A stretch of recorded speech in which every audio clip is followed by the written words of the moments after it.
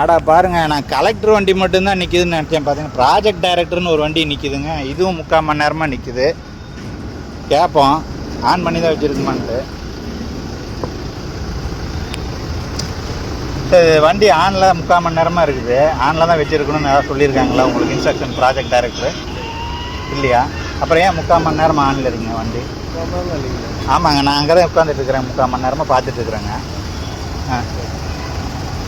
மக்கள் வரி பணத்தை இப்படி ஏன் வீணாக்குறீங்க?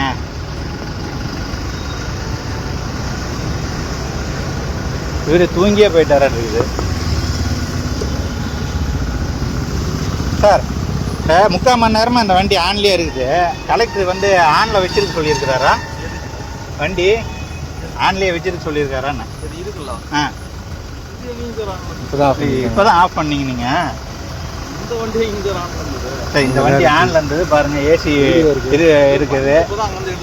இது ஆமாங்க, 3/4 மணி நேரமாக ஆனில் இருந்ததை பார்த்துட்டு தான் நான் வீடியோ போட்டிருக்கிறேன். நீங்கள் ஆமாம் போட்டேன். அதனால் உங்கள் கலெக்டரு வர்ற வரலும் ஏசி ஆன் பண்ணி தான் வச்சுருக்கணும் அப்படின்னு ஏதாவது இருக்குதான்னு கேட்குறேன்.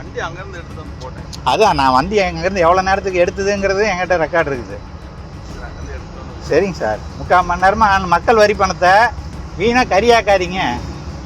கலெக்டர் இன்ஸ்ட்ரக்ஷனாகவே இருந்தால் கூட நீங்கள் கரியாக்காதீங்கன்றேன். உங்களுக்கு ஒரு பொறுப்பு இருக்குது தனிப்பட்ட முறை. நிழல் அங்கேயும் இருந்தது.